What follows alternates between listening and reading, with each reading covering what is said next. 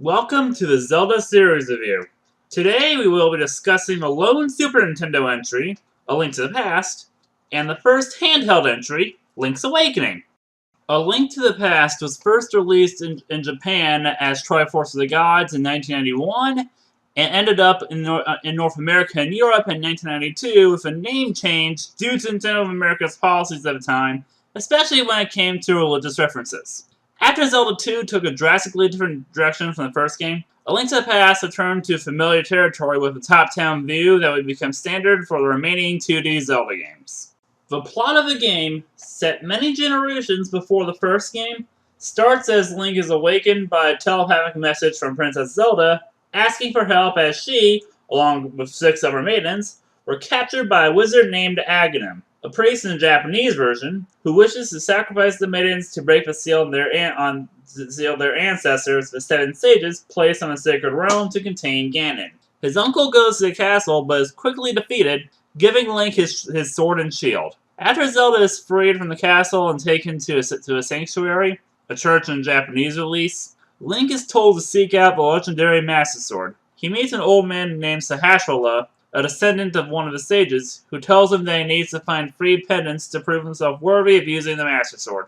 After gathering the pendants in the Eastern Palace, Desert Palace, and Tower of Hera, dealing with many enemies and entertaining bosses along the way, Link gets the Master Sword and goes to Hyrule Castle to challenge Aghanim, defeating him in the first instance of what would eventually become known as Dead Man's Volley, and being cast into a Dark World, a corrupted version of the Sacred Realm that mirrors Hyrule, called the Light World.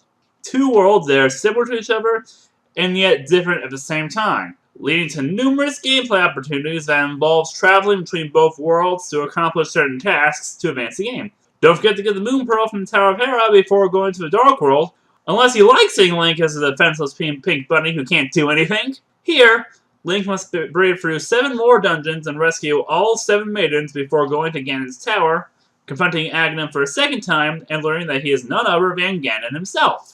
After a climactic battle in the period of power with Ganon, he is slain and Link gets a Triforce, using it to apparently fix all the damage Ganon and Aghanim caused. A Link to the Past has had a lasting impact on the series, introducing many elements that have endured in the series to this day. While it doesn't have much in terms of story, it certainly makes up for it with the gameplay, which is still a lot of fun to this day. It expanded upon many of the elements established in the first 2 games, such as the playstyle of the first game and the towns and magic meter from the second game, combining them to help form an excellent game that will essentially serve as the blueprint for all Zelda games, 2D and 3D, that have been made since.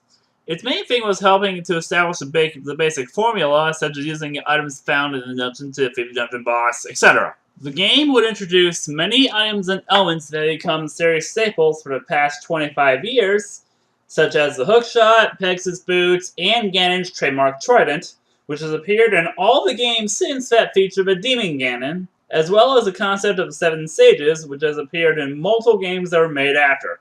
And let's not forget that A Link to the Past introduced the iconic Master Sword along with the spin attack, the latter of which has literally been in every Zelda game since. A Link to the Past was also the first game to delve into Ganon's origins, revealing that he was once a king of thieves named Ganondorf who led his band to the Sacred Realm to obtain the Triforce, being turned into a demon in the process. A story that will be revisited and expanded upon in future games. The concept of the Light and Dark worlds, or at least the idea of 2 different worlds that are alike yet different, would be revisited in a few future games, as I'm sure a lot of you know. It would also introduce the idea of using an ocarina to warp to certain points, which is something that would certainly be seen again. The next game, Link's Awakening, was released on the original Game Boy in 1993 and was re-released in 1998 for the Game Boy Color as Link's Awakening DX. The game essentially started out as an after-hours project, which can be seen in some of the weirder elements of the game and really helps to make it stand out. Outside of being the first handheld Zelda game, it is also the first game in the series to take place outside of Hyrule. The plot starts sometime after A Link to the Past, when the Link in that game runs to a storm at sea while traveling the world, destroying his ship and causing him to land on Koholint Island, where he is rescued by Marin, one of the first love interests for Link. He gets his shield from Marin's lover, Tarin, and has to go to the beach to recover his sword. As he recovers his sword, he meets an owl just referred to as the Owl. The owl tells him about the monsters that emerged after his arrival, fearing that he was there to awaken the windfish who sleeps in an egg on top of the island. The owl then sends him on his journey to the 8 dungeons and defeat the monsters guarding the instruments of the sirens, which are needed to enter the windfish's egg. As a side note, it's possible to have a Zelda game where Mulder isn't annoying, especially when he's the first boss in the game.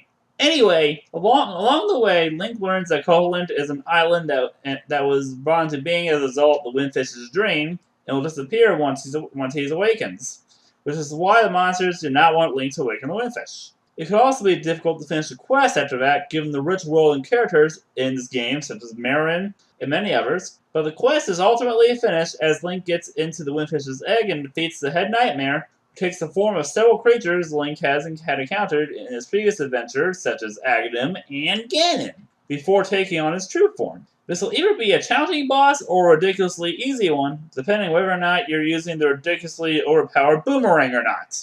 After awakening the Windfish, the island and everyone on it will disappear as Link wakes up in the middle of the ocean. If you didn't die a single time, you'll see an image of Marin turning into a seagull flying off, possibly fulfilling a wish Marin expressed to be a seagull. Due to the nature of the development of Link's Awakening, it is a more whimsical experience with a lot of things you wouldn't normally see in the other Zelda game, possibly being the reason behind why Koholint was made into a dream world.